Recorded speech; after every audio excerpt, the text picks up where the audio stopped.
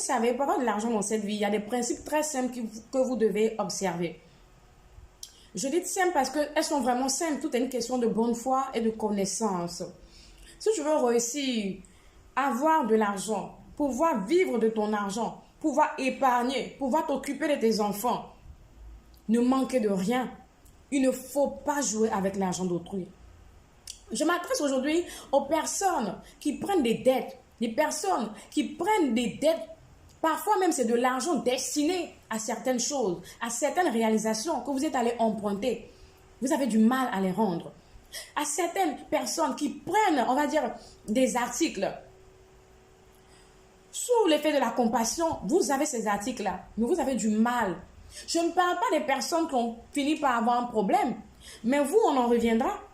Parce que quand bien même que vous n'arrivez pas à écouler ces marchandises ou quand bien même que vous n'avez pas les sous pour rembourser cette personne qui vous a prêté son argent, il y a une manière de se comporter. Mais on continue sur le premier volet. Quand vous arrivez à avoir profit, quand vous arrivez à avoir votre argent à vous de grâce, pour attirer la faveur divine, il faut aller rendre à César ce qui appartient à César. Demain, ne te plains pas du fait que tu n'arrives pas à avoir de l'argent. Demain, ne te plains pas du fait qu'on t'a aussi emprunté, mais on refuse de te rembourser. Karma is bitch, comme on le dit. Le karma existe. Il y a des attitudes et des comportements que vous devez éloigner de votre vie. Retirer de votre vie si vous voulez réussir, si vous voulez avoir de l'argent. Et que si vous voulez que l'argent habite dans votre maison. Si vous voulez que l'argent habite dans votre maison, ne dérobez pas l'argent qui n'est pas à vous. Remboursez l'argent que vous empruntez. Remboursez tout ce que vous prenez d'autres matériel. Parce que ces choses-là ont été achetées avec de l'argent. Si tu veux avoir de l'argent dans ta vie, tu veux que l'argent demeure dans ta vie, dans ta maison, tu veux que l'argent que tu gagnes dans ton commerce arrive à te faire évoluer, quitte à t'envoyer à un autre niveau, il faut apprendre à payer tes dettes, que ce soit en nature ou en espèces. Le deuxième cas de figure ici, c'est ces personnes-là qui, visiblement, ça ne va pas, ça peut ne pas aller. Lorsque vous empruntez, vous n'avez pas du tout de quoi rembourser. À la limite, vous n'arrivez toujours pas à joindre les deux bouts. On connaît ce genre de situation-là. On connaît ce genre de personnes qui vivent dans des conditions difficiles, dans des situations difficiles, parce qu'elles ont compté sur un business, elles ont compté sur un truc qui devait venir changer le cours de leur vie, mais elles ont été déçues. À vous, je m'adresse en ces termes. Il faut être franc, il faut être sincère, il faut aller vers cette personne pour lui dire ça ne va pas, exprimer son cri de cœur. Mais il ne faut pas dire je viens ce soir et vous ne venez pas. Il ne faut pas dire je viens demain et vous ne venez pas. Vous savez ce que vous êtes en train de faire? Vous êtes en train d'envoyer un signal d'alarme à cette personne qui a eu compassion de vous, de ce que vous êtes un manipulateur, de ce que vous êtes un menteur ou pire un arnaqueur. Quelqu'un qui s'est foutu de sa gueule en fait.